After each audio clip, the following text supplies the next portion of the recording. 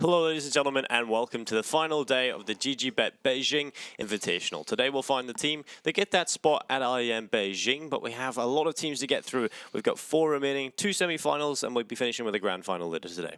Yeah, absolutely. And the teams we have competing for that spot is obviously we have Mousesports, first team to qualify. Then from Group A, then from Group B we had G2, who we will be seeing first up here today. And then the 2 second-place finishers, which was respectively forZe and Heroic, who really had to bounce back from how they started out the tournament. So a pretty good top 4 field, I'd say, as we get into the last day of the Invitational.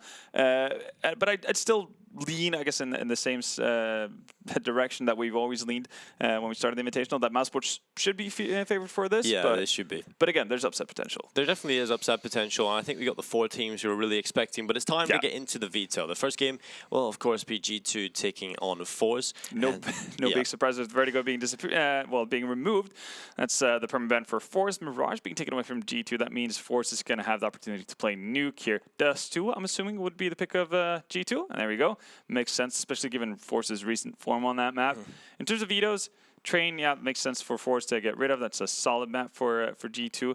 And as a decider, Inferno actually being dodged by G2. Yeah, they get overpassed. If you're G2 in this veto, you're pretty happy about where you ended up. Yesterday against Vanguard, forZe played Trim, and it did not go well whatsoever. Yeah, so perhaps they true. just feel like they need to get rid of that map, and well, they'll sacrifice Inferno for it. Well, see, that's where it becomes a bit weird, right? Because now they're leaving Overpass open, which we've known has been they've beaten Vanguard there, funnily enough, but they've also had pretty significant issues on that map. Same thing can be said for Dust2, which we've seen multiple times here so far already in this Invitational. And now, if they're starting to doubt their train as well, their map pool is going from being actually pretty solid to a little bit shaky. Yeah, it definitely is, yeah. Yeah, so if this is a case, I guess, but a lot of these up-and-coming teams have, where they storm onto the scene, they do really well for themselves, and then teams actually start looking at what they do. Yeah. Then, yeah, that might be a bit of a rough time ahead for forZe in that sense. But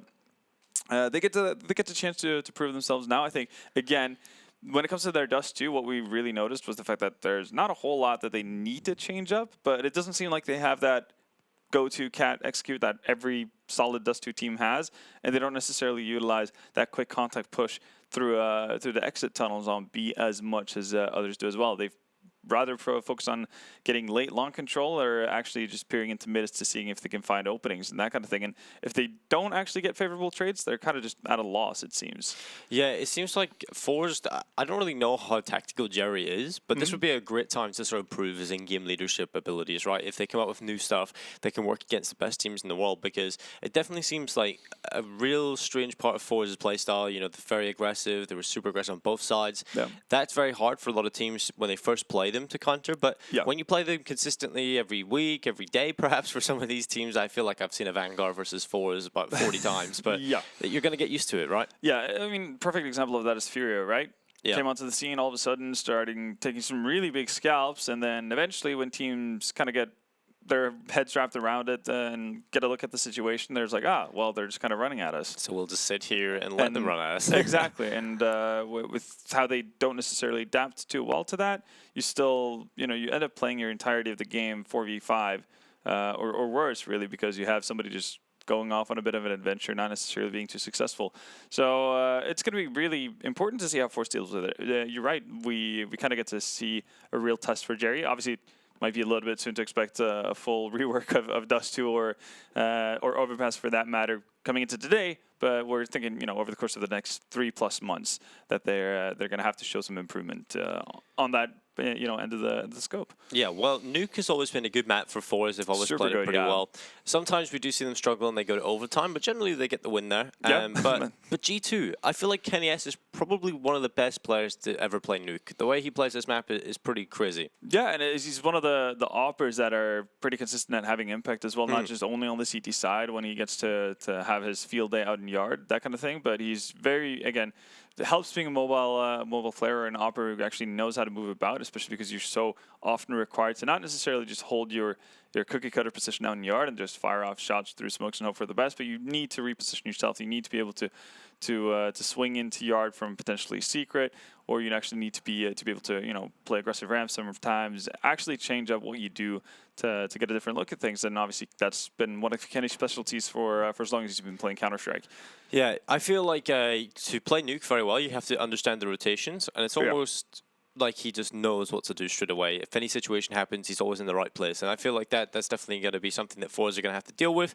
Although they have got Z Power, and he's a player that could definitely challenge Kenny. Oh, absolutely. We've seen it actually in most of these situations. I think the only time I've seen Z Power kind of get lost in a matchup has actually been versus James. Outside of that, he's either gone head-to-head or outdone his op competitor, I suppose, on the opposite side of the servers, which is really cool because they've gone up against some really fantastic players over the course of this, I guess, rise to fame, if you want to call it that. If I'm not mistaken, in our first invitational we had here, the Cologne Invitational, where we had G2, we had Liquid. I believe when forZe were playing G2, we actually seen Z-Power pretty consistently outfrag Kenny S, or win these duels quite a lot. So exactly. He needs to keep that up. Yeah, and they did play a series there that ended up in being actually 2-0 win for forZe. They played Inferno for sure. That was an absolutely crazy quad OT game that we saw. Ended up 28-24 in favor of forZe. And then trying to remember, it was Overpass actually. Yeah, that was one of the times that they played Overpass. They won 16-12 versus G2. But that was again when we really started to see that forZe were a team to be reckoned with against the very best teams in Europe. Obviously, they ended up in the finals, barely losing to Liquid there, but. They've played each other a fair bit. They played at the major as well. Again, then that time went into Dust 2, into quadruple overtime. So they have a bit of a theme going on. So we do have a bit of a theme going on, and this really is starting to shape up to be a close game. Yeah, it definitely should be. Last time at the major, G2 were the ones to run away with it 2-0. The time before, obviously, in the Cologne Invitational, it was forced to win out 2-0. So we haven't necessarily seen it go to 3 maps in a while.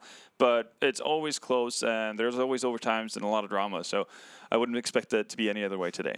Yeah, well, this is, of course, our first match. In the second match of the day, it is going to be mousesports taking on Heroic. Yeah. mousesports, the favorite for the whole tournament. I don't think anybody's going to argue with us. Also, Heroic have a bit of a Cinderella story in bouncing back, 16-0 in their opening matchup. They lost, and they come back, and they've been improving steadily across the board, and they're looking pretty solid again. And so I'm looking forward to seeing what they can do against a real tough challenge in the form of mousesports. Yeah, especially because you add into the fact that mousesports are going to be playing this from Budapest because they're currently at the V4 festival, but that means that they get to have that LAN environment, right? They can't necessarily blame anything on like, there's box 6 lagging or TeamSpeak's cutting out, like that kind of thing. They're literally PCs, exactly. They're literally just next to each other. Yeah. Which for many teams is it kind of activates that second gear, makes you play that much better.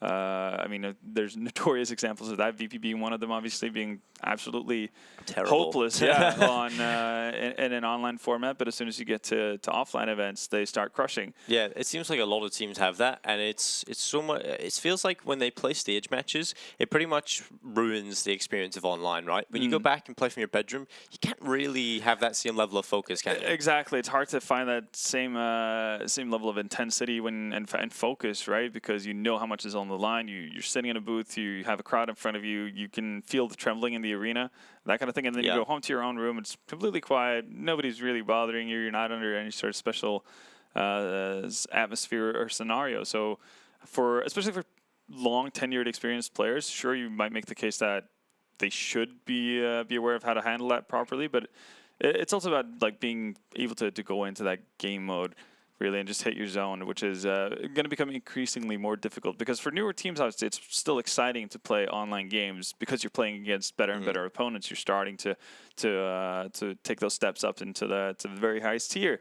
For these guys who've been there for about 8+ years, that kind of loses its shine eventually, and it becomes another day at the office more than anything else. Well, speaking of offices, that's the way some of these teams are combating it, right? Yeah, You've got Astralis who have the refresh offices, they go play there, North have it. I think a lot of teams are starting to realize, well, they don't really play well when they're at home on their own, so we'll put them all together in one room in an office, we'll give them facility to play in, and hopefully that produces better results. Yeah. And for the most part, it seems like it does. Can't really argue with the results Astralis have had at the very least. But we're going to get into the game. It's Nuke to start us off, and forZe and Z Power We'll start on the CT side here, and you can see this is about as close as we've gotten in terms of the live odds. Yeah, I think this is the closest I've seen so far. Makes sense as well, considering their history. Yeah, and it is the finals day, so this should be where we see the close ones. And it will be Z-Power doing early damage on towards Lucky, dropping him to 86, but that's just about it. He'll get away. Oh.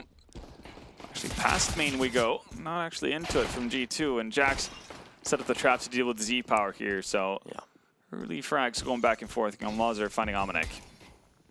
Well, Jax was certainly a player that stood tall for G2. kennyS also one of the players that you look to on that roster, so as long as they start fragging well, which they're doing so far, kill a piece is Jerry below in hell. He's going to catch Kenny walking. Has no idea that there was a player there. Oh my god, that's clean. He'll take another kill. Lucky, he's so low, 16 HP left in Garage on his own, and this is well recovered from forZe. G2 get towards outside, but don't really get too far. They don't go anywhere from with that, it, do they? Yeah. They get to the control, but it's kind of like forZe stop them from going anywhere else. Yeah, really well done. And again, we bring it up all the time, but with forZe, it's always a bit of a fun experience to see who's going to be the one to kind of lead the charge on their end.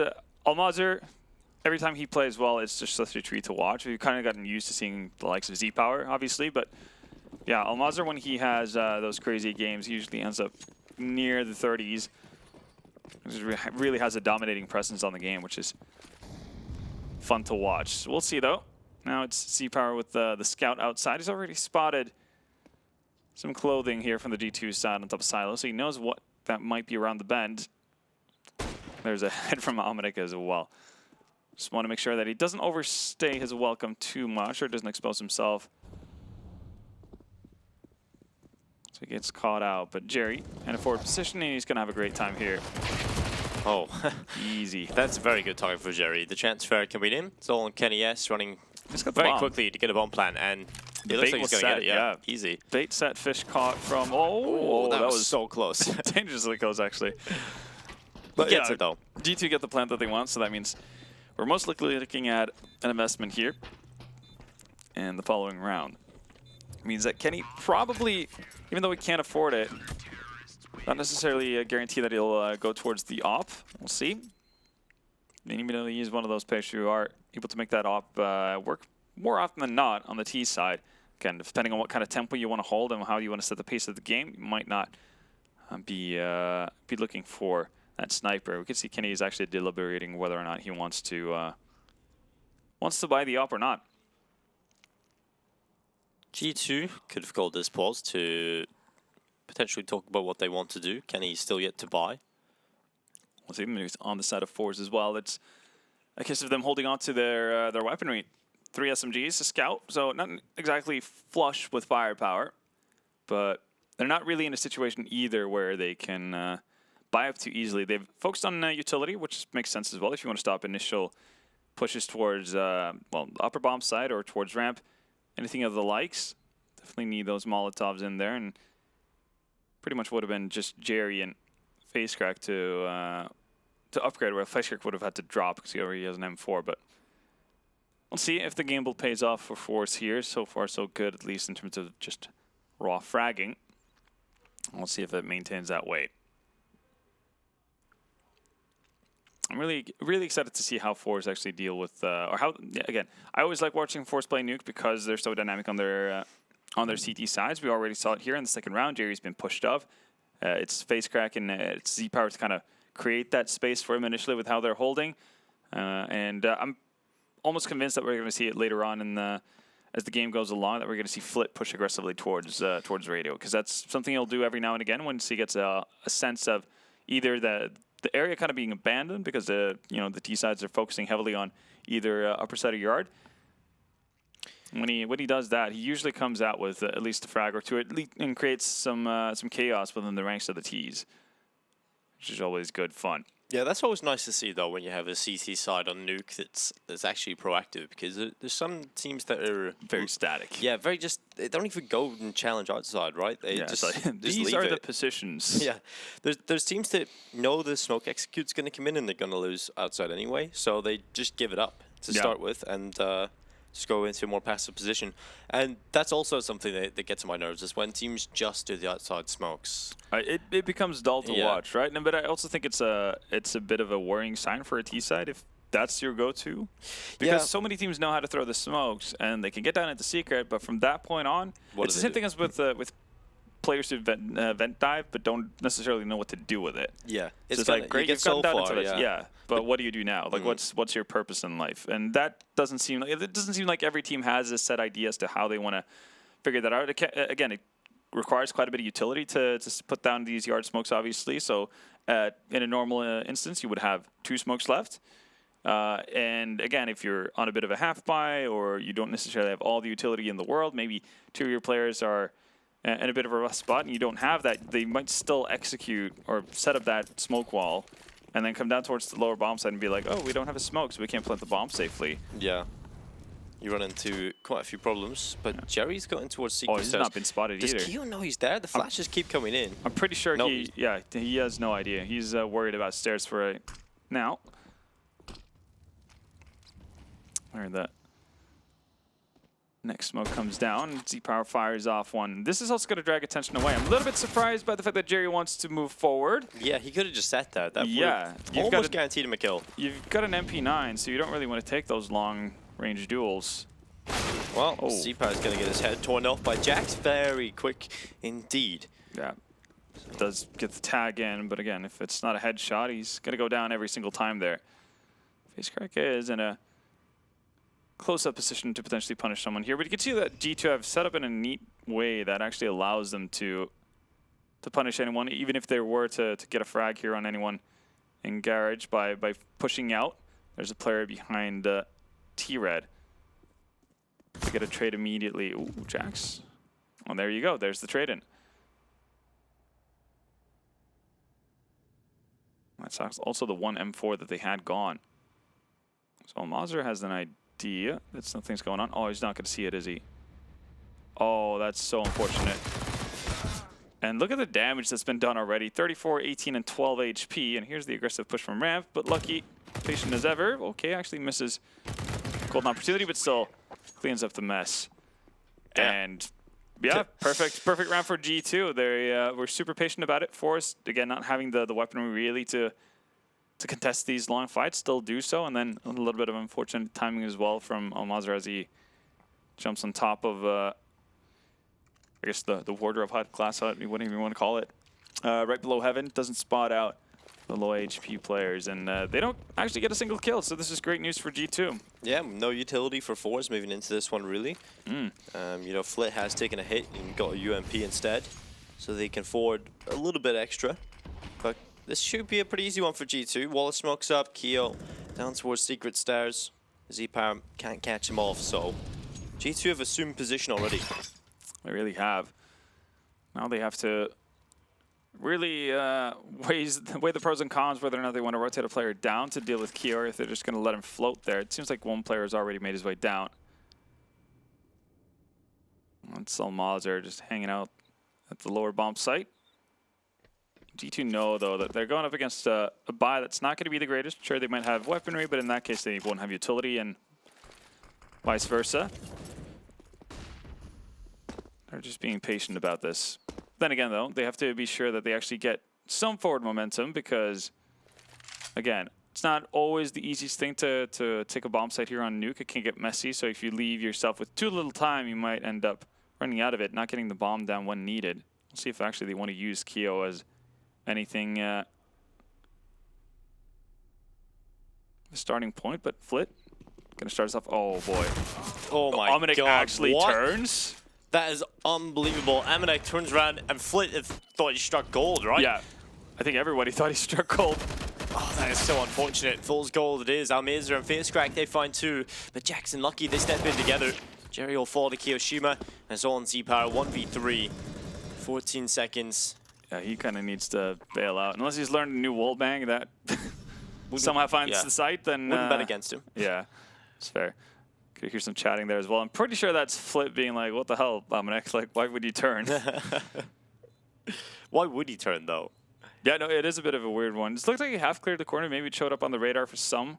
Maybe he turned around to see what utility his teammates had or something, just seen him. Because you know you have that, obviously that command that shows the utility above the head, so that's something. Seems like a bit of a wild one to do, like to get over you in that way, but yeah.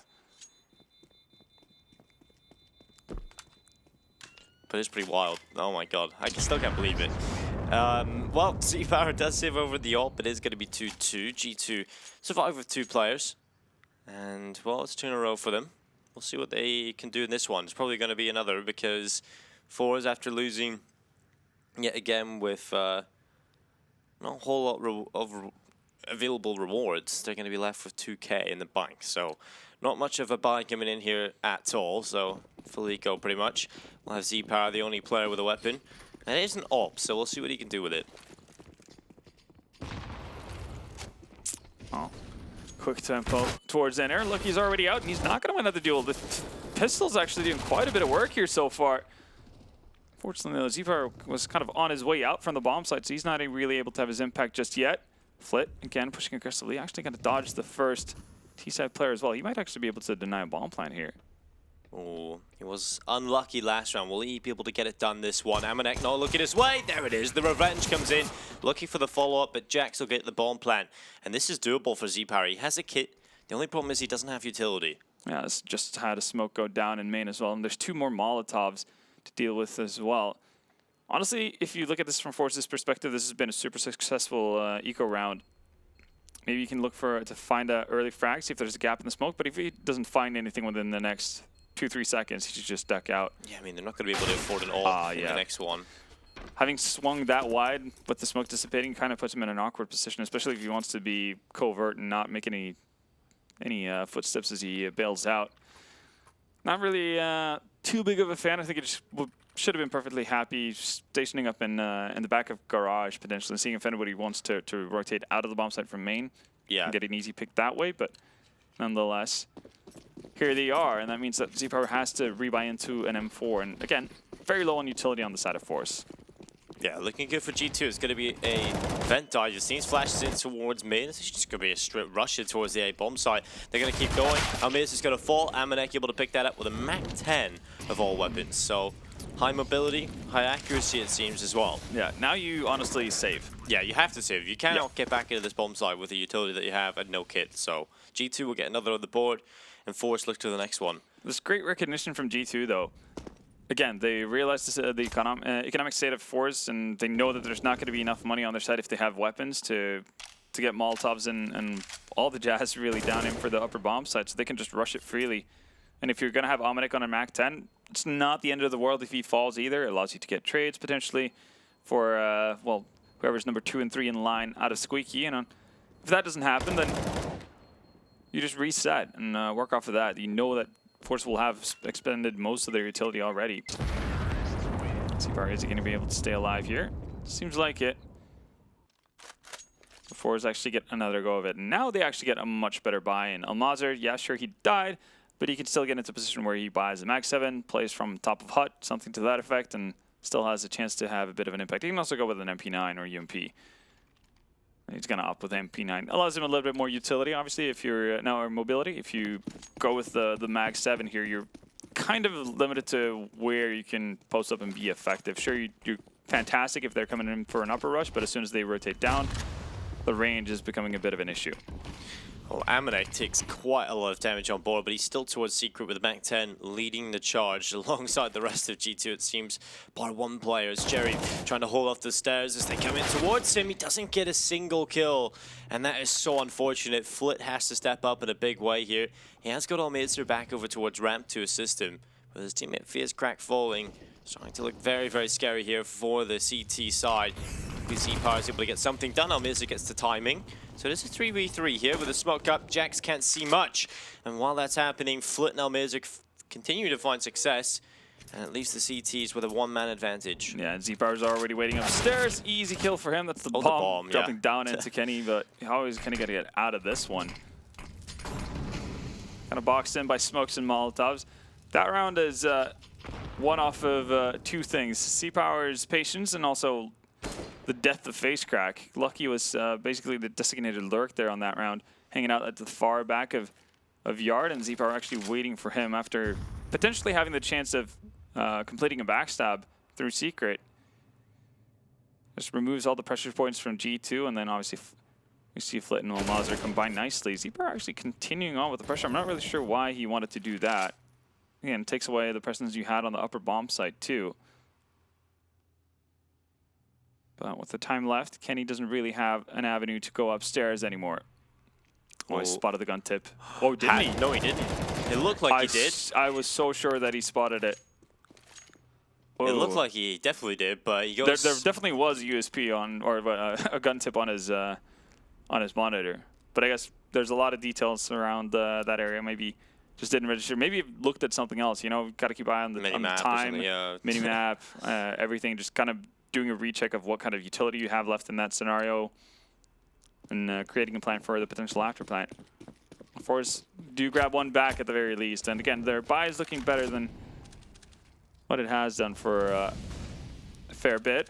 Going to have the utility to prevent G2 from moving out too fast. Oh, CPower gap is tantalizing. It's going to be covered though.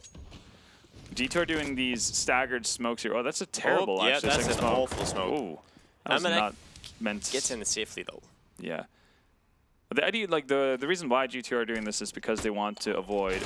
Oh, well, that's definitely something they want to avoid. Flit again with the aggressive posturing and ramp is going to be really, really effective. The reason why they throw these staggered smokes towards yard is because it's become a thing for CTs to throw out Molotovs as soon as they see a couple of the smokes flying out, so they can actually create gaps in that wall of smokes. So you've seen the Ts kind of adapt to that by throwing them piece by piece. Right now, though, definitely didn't work out with the ramp aggression from G2. That's been shut down pretty damn easily. Flit with a solid piece of positioning there to tuck his way into this corner of the smoke. Net himself 3 kills. 4-4. That's what you were talking about earlier, though, is the aggression that Flit can put in towards the ramp room. It really catches G2 off guard there. They had no idea that he was there inside of the smoke. Yeah. He plays ramp very differently from how a lot of ramp anchors do, because the typical way of playing it and what's kind of been taught to being overall, on average, the best way to play ramp is basically spot for people crossing and toss in a nade or a flash and then duck down into the lower bomb site, because you don't necessarily, it's kind of hard to do much with just ramp room control as a team. You either want to get that quick pounce down to the lower bomb site, or have a set plan for what you want to do with wrapping under heaven. But if you don't have that, if you're just looking for that pick and you can't find it, then yeah, you've gotten some map control, but it doesn't really lead to a whole lot because it's nowhere near any of the bomb sites. We've seen quite a few AWPers decide to play towards ramp, but yeah, I feel like you should definitely change it up. I don't feel like you should put the AWP there every round, because it can definitely have a hell of a lot more impact across the map. I think if that's a good option if you have a double up setup potential in your team. You can definitely put the secondary one over towards ramp, and it's always usually good for at least a pick. Absolutely. We're probably going to see ZPower move himself about a fair bit as well. Right now he's hanging out towards yard, but we see him oftentimes post up in main to get those shots in through Squeaky, and also every now and again head out towards yard, towards ramp. Just to make sure that G2 need to keep themselves honest about how they clear angles and how they go into this. So, first set of a wall smoke comes out, and ZPower quick enough to find Kiyoshima as he crosses. Well, Jerry peeks through, finds Jax, and so it is going to be a 2-man advantage for forZe to play with right now, and G2 are going to have to try and come up with a solution. Will it boost Kenny up on top of red? I don't know if he's spotting ZPower. Doesn't really matter when his teammate's falling. I think ZPower's seen him as well. This is going to be difficult, but Kenny, he'll find Jerry, and the bomb has to be picked up. And we'll be lucky to drop ZPower as well. So suddenly, it's looking okay here for G2. It's looking doable. Yeah, a little bit too aggressive on the side of Jerry and ZPower right there. Definitely could have held off, but it looks like Almazer is going to create some calmness in this. Now, they don't need to really do a whole lot. Again, they'd like to... Oh my god, that is fast. I was about to say, they'd like to get that off back in the hands of ZPower, but they don't want to throw away too many bodies as well. Fishcrack is going to be able to grab onto it. So that's good at the very least, but yeah, forZe could have won that a whole lot cleaner than they ended up doing. Yeah, they kind of let Kenny S loose for a second. And you can see what he can do in pretty difficult positions. It is going to be 5-4 though. forZe into the lead. And if you are just tuning in, this is our first semi-final of the day. This is currently forZe's map pick, as indicated by the top right graphic. Next map will be Dust 2. That'll be the pick of G2. Yeah. Well, it's going to be the ramp push. It is going to be Z-Power here. He hits the shot. Molotov goes in. It's not the kill though. Zamadek survives on 16, but he's relocated to bottom ramp and he's got 2 kills. He's going back for more. Perhaps a little bit greedy, but it would have been difficult to fall back. And Flit is going to be on top of the ramp. He's got face crack towards single door. At this point, G2 might just get the bomb plant and have a little bit more time to work with. Amanek will pick up Jerry. Almazer finds the trade. Yeah, but as you said, the bomb plant has gone down, and that's really all G2 were looking for.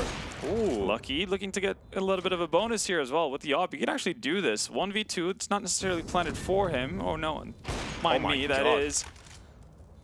This now is Flit. looking good. Yeah. Lucky's found another. Bomb planted is there, but what a headshot from Flit. Yeah. You can't really deal with that. You really can. Lucky did a damn fine job though. 4 kills here for G2 on pretty much a non-investment. Well, that's going to be a win for forZe, but in their heads, it's a little tiny bit of a failure. It's a bit of a loss, yeah, for sure. You instead of actually having a chance of stabilizing a bit, making sure that you can actually rebuy properly, get all the utility you need if G2 were to win a round, that's gone by the wayside now, unless you continue to win. That's always the goal, isn't it?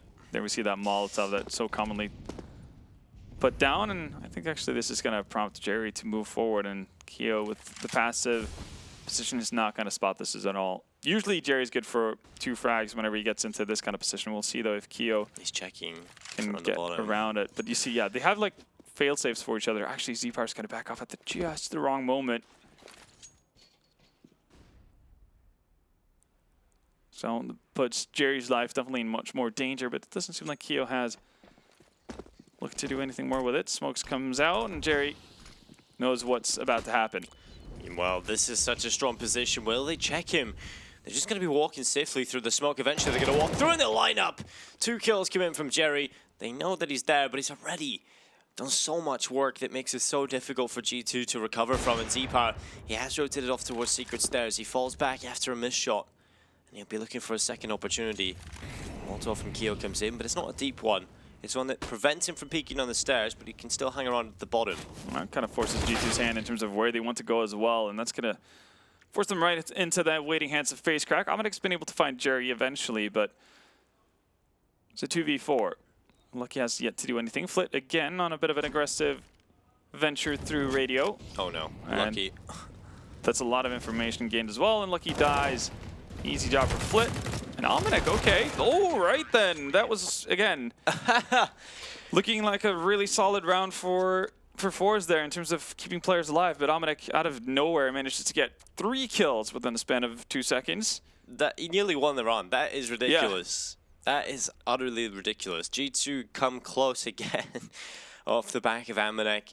They have a chance here to buy yet again. They are going to be missing a couple of pieces of utility, mainly on Kiyoshima here. But because of the consistency of dropping them into low player counts, forZe are being kept at a very low economic situation. Yeah, it's actually gradually getting worse and worse. So G2 know that they should know, at least if they buy here, they've got a really good chance of just breaking their money. Yeah, and it's not like it's a bad buy coming in from G2 if they were to go for this. Sure, Keo is a little bit labored at 3.9, but Kenny can get all the utility in the world if he opts for an AK. It seems like they've made the decision to buy. Invest here, yeah. So late, though. Yeah, I was about to say, for the longest time, it was just Jax who bought up, and I was like, okay, is this going to be one of those weird hero AK rounds? Yeah. But now G2 probably realized what we did as well. Now they've gone for a couple of different smokes here to deal with Z-Power. Jerry, though, close as always through in main.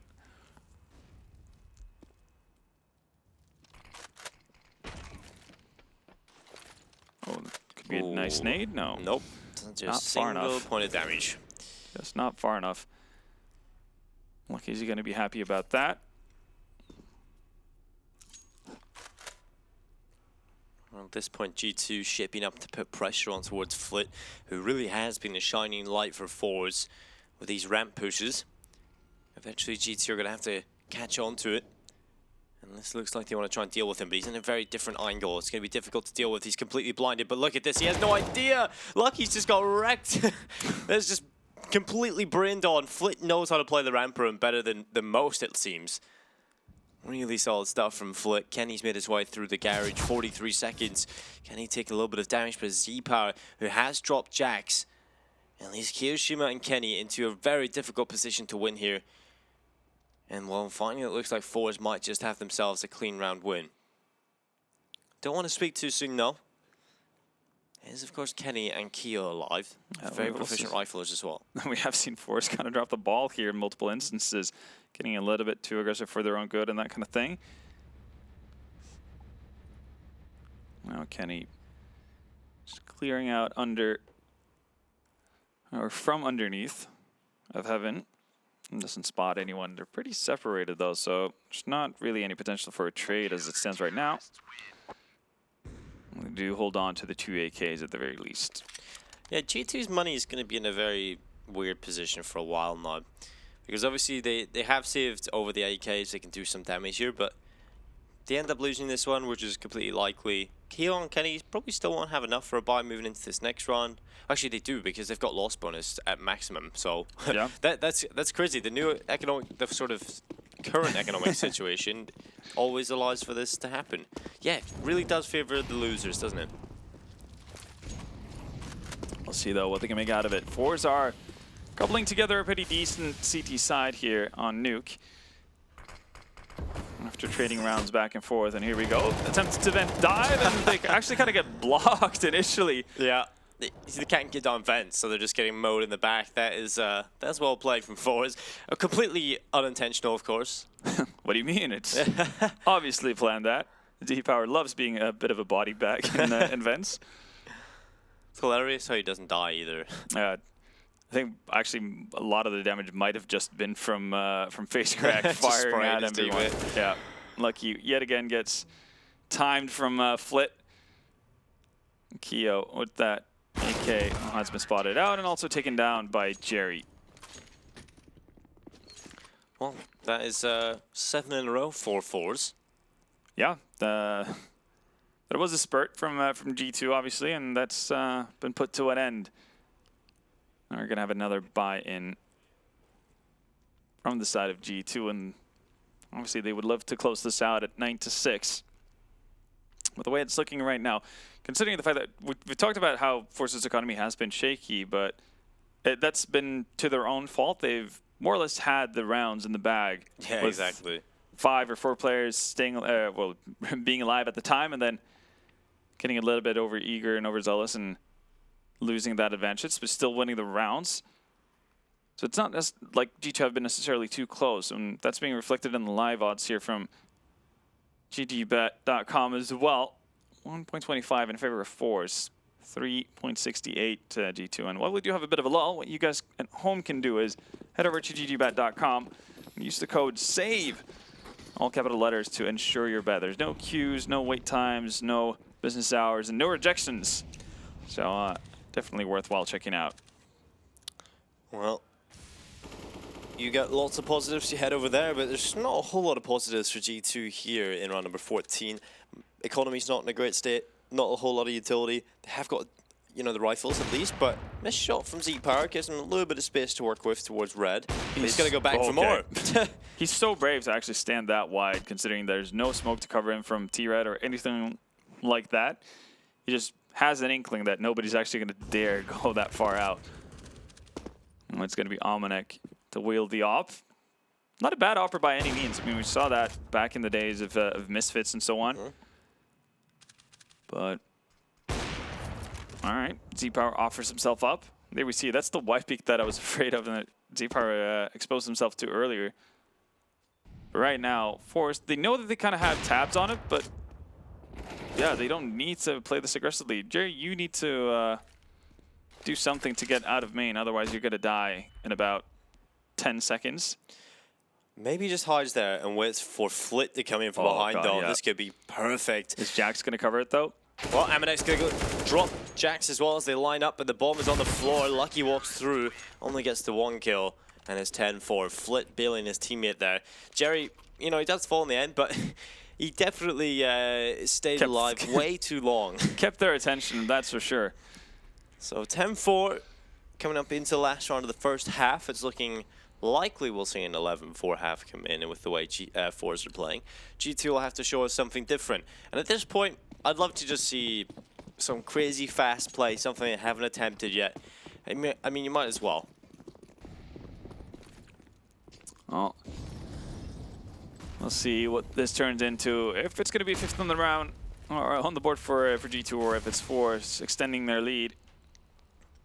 Kind of with the trajectory of the map so far, this is likely to be a forced round. Been just going from strength to strength. Kind of looked like G2 wanted to run through immediately, but with the utility from forZe, it keeps them at bay, and well, they'll run right through the smoke and meet their maker. As 2 kills come in from the CT side. Kenny finally fighting back, drops Jerry, but it's still a 3v4. Still a man advantage available for the Russians. forZe has to be aware that one of the players snuck down in through vents, and that's Jax. He hasn't really made a secret of the fact that he's down here, and Flit already in position. Ooh. Kenny, is he going to get the drop here on Z-Power?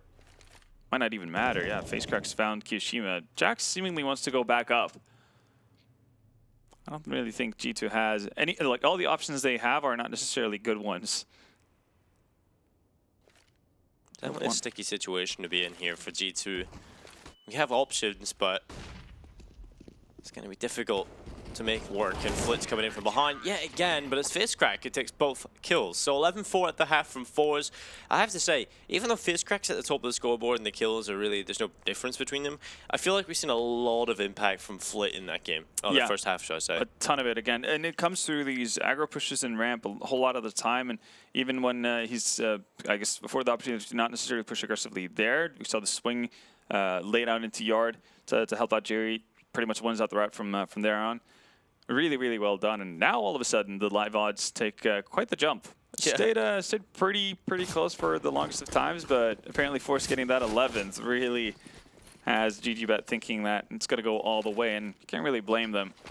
Now we'll see forZe. They've loved to basically just run places in their pistols, and we'll see if that continues. Out into yard we go. Have been spotted, a whole lot of them, by Jax, but no kills just yet. Yeah, when they're on the Glocks, it's really the philosophy of strength in numbers, but Kiyoshima will drop those numbers as 2 kills come in. 2 clean headshots, and that forces forZe away. They're scared. They don't want to go there. And they'll rotate back up towards the A-bomb site. And it's very quick here. No one's challenging him too heavy. And we'll be lucky with 1 kill. But again, he doesn't have the crossfire available. So Facecrack and Almizer can't get that bomb planted. And we'll see a 4v2 retake. Still looking good for G2. Yeah, absolutely. forZe are pretty lucky to get a bomb plant with how this started. So I can't be too unhappy about it. But we'll see if they can actually do some more damage. Well, Almizer in towards Hut, has picked up Amanek. Facecrack in the back of the bomb site. Headshot coming in, but it's Kiyo with another. That's his quad kill into the pistol. Kiyoshima, what a pistol, man. That was, yeah, a damn fine pistol at that. And the thing is with Kiyo, we don't even know if he's going to be in this team, right? Yeah, we just know that he's playing with the G2 until New York. There's some crazy stuff, rumors floating around about G2. Kiyo might not even find himself a team out of the 2 French sub-rosters, which is pretty crazy. Yeah, it is pretty crazy, but again, it's also become a bit of a theme, hasn't it? Yeah. I think Kiyo's just happy to be back in playing in tournaments and getting a chance to prove himself again. And I don't know how many times he has to do it, though. There's so many times. Every time he's put into the team, he performs so well. That's true. Well, let's see what comes of it, though. It's still early days, and maybe if he has a good performance in New York, I might change his status and make him a permanent member. Did at least put G2 off to a great start. Facecrack, though, has gotten his revenge, and so does Jerry. Well, this is pretty scary for G2. They've just let pistols overwhelm the A-bomb site. Kenny goes for a pick, doesn't find anything, and it's all onto Jax. MP9 in hand, 1v4, and forZe, they do this so consistently. Yeah, they do. Again, we talk about forZe, we talk about T-sides, and Nuke is not really an exception to that. That was brutal, but so efficient. MAC-10, CZs, it's all you need as long as you have your legs with you. ops and Just hands run to him down. Z-Power straight away. Yeah. Not wasting any time. I'm not sure I'm too big a fan of it, but I know that obviously there are certain players who are just that good with an op that they can deal with this kind of pressure, but I wouldn't be opposed to seeing him just run in with a rifle or an SMG just to stack up some cash, potentially be prepared to deal with any sort of aggression.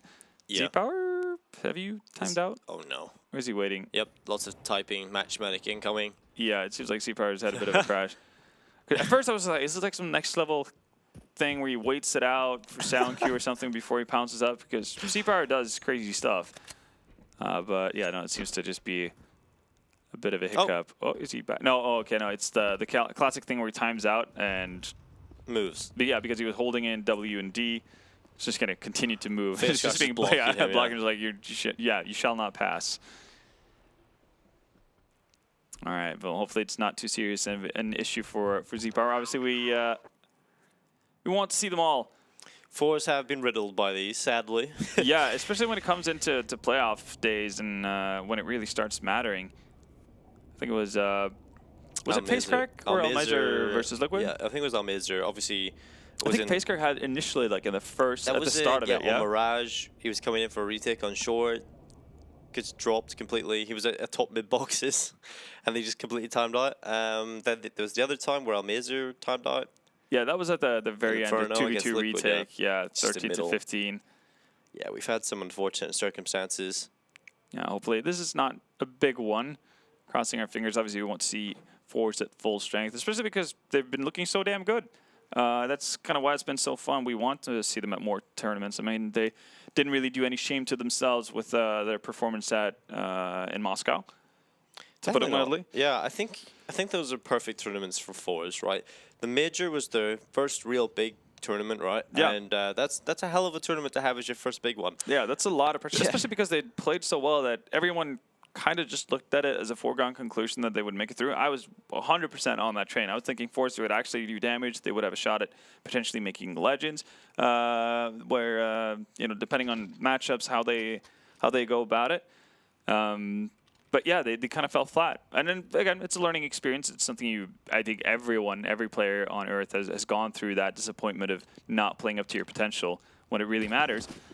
But they definitely need more experience at international lands and qualifying for something like this, especially when Chicago slipped out of their hands. It's going to be something damn good. And Pacecrack, he's going to get us going. Kiyashima falls down, and luckily Z-Power is back. By Z-Power, but yeah. does get dropped. The metal protects him, and Amanek is going to receive quite the beating through the smoke. He's dropped to 13 HP. We'll see if G2 have any antics up their sleeves. The French force spy is definitely a scary prospect as well, so forZe have to try and respect that. Z-Power will be making his way through hut with the AWP.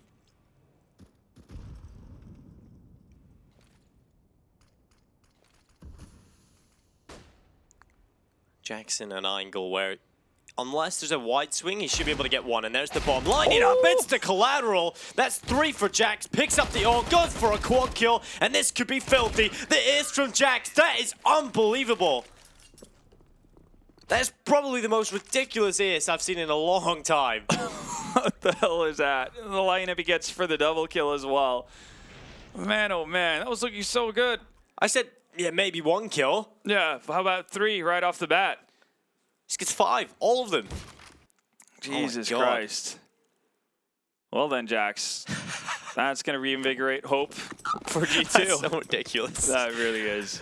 Oh, he's got a big smile, a big grin on his face. Yeah, I'm assuming that's like live cam, you know. Yeah, what again?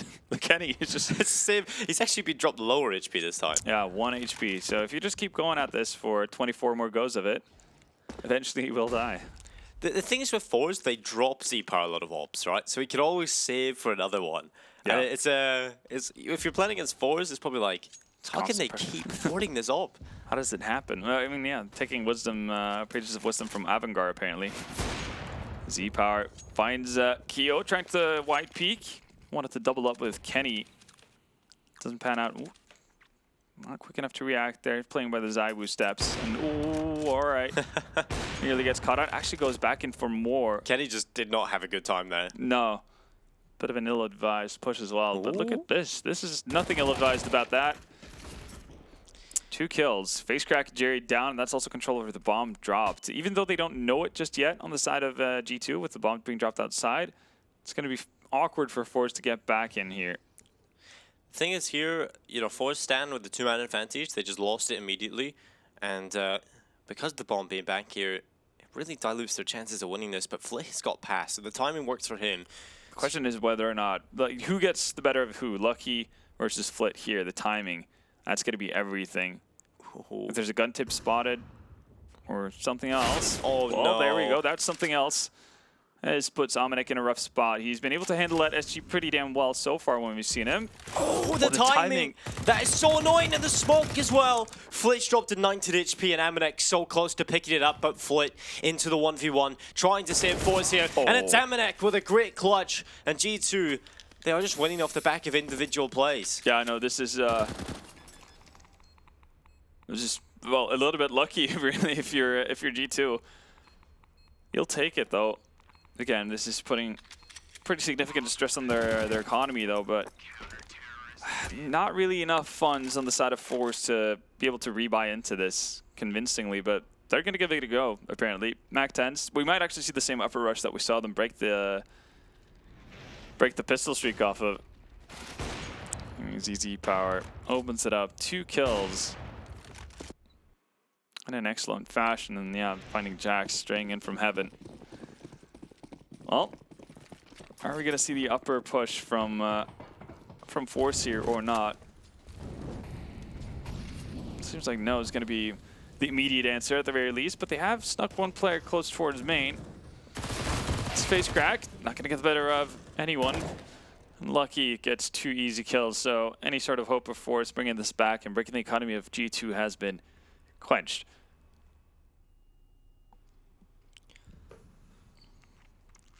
Well, we stand 4 rounds away from forZe taking away Nuke, but I feel like that's going to be very difficult to get after G2 are starting to pick up the momentum on the CT side.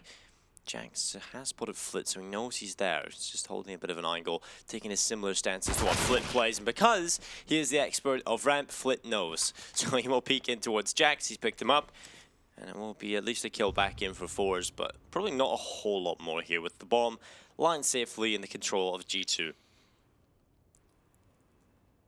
Yeah, not really looking too promising. We'll see if they just wait it out. Maybe they can, I guess, experience the same kind of good luck and good fortunes as forZe gave onto G2 every now and again.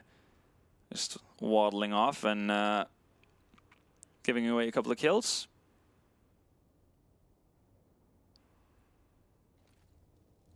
Well, Lucky does pick up Z-Power. It'll be a 1v4 here for Flit.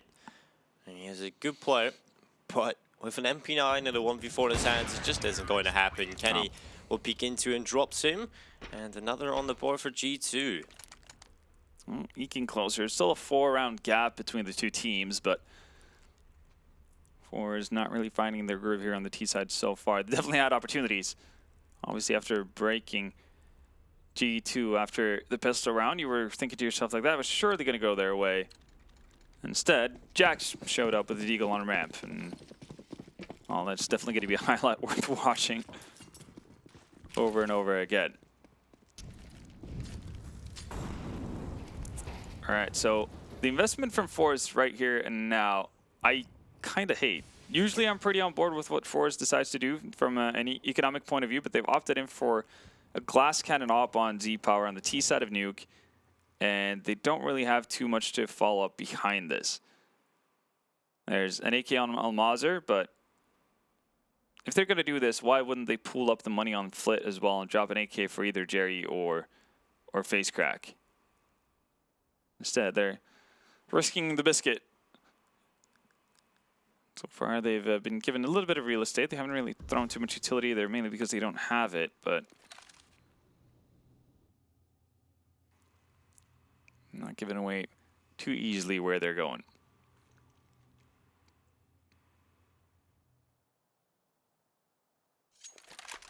47 seconds. forZe start to gather the troops in towards Secret Stairs. They'll come in towards the waiting arms of kennyS, and generally they're not very welcoming arms. He will take the kill towards Flit, looking for another, and well, he's going to have to run away. Knife on, oh my god, he runs right in towards the vent where Jerry is currently waiting, and that is just horrible for kennyS. Jax is going to be sitting here with the MP9, looking to pick up the bomb, and he's done so. And well, he's just walked through the window. I think obviously they've lost control of this, so he should have thought that was a possibility. Yeah, no, things are a little bit chaotic right now. You can tell. I guess the pincer movement from forZe was really well planned out. Jerry again does good work with the up, and yet again finds Lucky. So this could be an ace from Jerry. Yeah. One player left, it's Keo to find. Grenade goes in, drops Jerry to 32. Keo looking for the clutch. And the fact that this round works is beyond amazing for forZe. We talked about how, you know, rounds in theory, how you see them planning out, and how that kind of happened with Optic yesterday on Dust 2. In this position, it actually works pretty swimmingly for forZe as well, because they've definitely timed the fact that Jerry's meant to drop for vent once they push off an initial aggressor down in secret. Then it works brilliantly. Kenny, sure you get one, but dies because of the pincer movement. Jerry picks up an op and gets 3 additional kills off of it. Well, forZe back into it. That's all it takes, because G2, the only rounds that they really won was off the back of individual plays. And yes, they have so many great individuals, but it's not exactly the most sustainable system to play with. So the more consistent, strategical, thought-out play should be the more consistent factor. And well, Jerry has dropped Amanek, and we're back into a 4v4. Fist crack towards outside. Could be happy enough picking off Kenny. It's going to come pretty easy to him. So the Frenchman left in a sticky situation. Jerry and Z-Power combine, and Jax is all of a sudden left alone. He's done this before, so I guess it's not unfamiliar territory, but he doesn't have a deagle, Adam, so... Yeah, he doesn't have a deagle. He has got an AUG, though. That was yeah, the 2/3, two, right? Yeah, so well, yeah, 2/5, I guess, of the ace. And there we go. Yeah, At the beginning. Yeah, this is... He has no kid, so yeah. I think it's pretty safe to say that he'll just walk away. Yeah. He's most likely going to be allowed to do so as well by forZe. They want to hold on to their weaponry in a similar manner. But forZe are going to get to 14 rounds here. Closer and closer. And we talked about how G2, again, they've been a team that's completely fine with going for Nuke as a map pick. They've played it a fair bit. They've actually been pretty decent on it as well. Again, that's with their previous full lineup. Obviously, Shock's there. But I think this kind of speaks volumes to how good of a team forZe are in this map. Exactly. And when you have a weakness in terms of a team that... is it dead? You're lucky he's not going to be playing on it either. Keo's probably not going to be playing on it. So it could be. Yeah. So right now, the team are definitely not going to be practicing new things. Going to be relying on the old stuff they've got when they get up against a team like forZe, who are consistently good on this map, who have practiced together for months and months, maybe even years at this point. This is definitely going to be difficult for a team like G2. Even though you've got some world-class players, it's still going up against a structured team with great players in that roster as well. So it's going to be difficult for the Frenchmen. We'll have to see what they can do on Dust 2. I think Dust 2 is certainly going to be a different story. Yeah, you would imagine so, especially just off of the fact that, well, forZe haven't looked that great. Yeah, they've looked weak on it. They really have. Nuke is a very different story, though. Mazur, again, finding kennyS. He hasn't really been able to have that impact that we talked about and kind of expected out of him so far. How does Jax get that kill? He's just vertically looking up eventually. He gets it. And we flip with the back 10. Jerry able to find the follow-up, and job done, really. It's going to be map point here for forZe. Yeah. And, I mean, there's not going to be too much cash, really, on the side of... well, actually, G2 does have a loss bonus stacking up. And, again, if Keo and Jax here are able to hold on to their weaponry, they should be right for a buy. But I guess the disheartening thing is that they haven't really been able to do much, even with full buys. Yeah. Again, we talked about it. They've gotten 4 rounds here on the CT side, sure, but... One of them was Jax with an ace on the deagle. The other one was an Amanek clutch. Yeah, it's been a lot of individual prowess that's carried them through. So, it's not necessarily off the back that they're utilizing their utility that proficiently or setting each other up in a fantastic fashion. Well, this is what they're given, though. Map point for forZe. They want to close this out pretty rapidly. Yeah, you can't blame them. We'll see if they can do it, though, or will G2 start a bit of a comeback? They have got a small chance at this with the rifles being available to a few players. Utility is definitely there. The only thing, obviously, is that there's no ult for Kenny, but I feel like he hasn't really done a whole lot here anyway. No, he hasn't gotten into the groove of things, and we talked about it as well in the previous meetings that forZe have played against G2. It feels like ZPower have actually out-opt Kenny, or gotten the better of him and had more impact, even if they haven't necessarily gone head-to-head as many times. But whenever we've seen this kind of a duel, ZPower's, well, basically put Kenny down to 25 HP, and then Kenny needs to duck out. Well, ZPower looking towards this position. Kenny is just below in hell. He knows the angle. Yeah. Oh my there we go. god. Again, just it's every round it seems that ZPower has an AWP, he has Kenny has his number.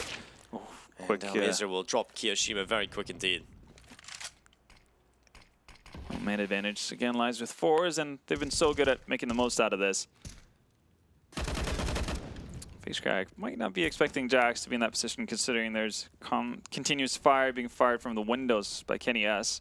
Oh, they're both in the ult bomb. This is going to be so deadly. Flit's going to walk around the corner. Doesn't expect the second player. Lucky knows this. He'll just let him walk past, and this could be excellent.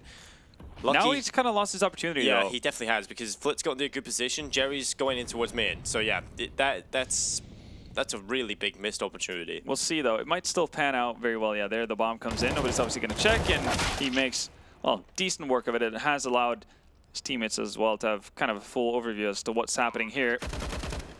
Jax swings in yet again. ZPower still outside, though. He could be the linchpin for forZe. On the bomb site, still two players looking towards the bomb site. The back turn to ZPower will be one kill for the Russian sniper, and Kenny S into a 1v1. M4 in hand, and it will not happen. 16-8, G2, they fall here on Nuke. They fall, and they fall pretty hard as well. That was a dominant showing from forZe. They were the better team pretty much for, I want to say, round 6 and out. There wasn't really too much of a question as to who were the more proficient players on Nuke. And it's cool to see as well, because you said it, we saw forZe play yesterday versus Avangar in a different match, and they were not necessarily too hot. Yes, they won a map, but you know, we were starting to doubt maybe that their map pool wasn't looking as strong as we initially had imagined, and now that teams are actually looking into them, they might be in for a bit of a rough spot. But Nuke still pretty damn solid. Exactly. Well, forZe haven't had much time to improve their Dust 2, so this is a good chance for G2 to bounce back. We're going to go to a short break, but when we return, we'll have Dust 2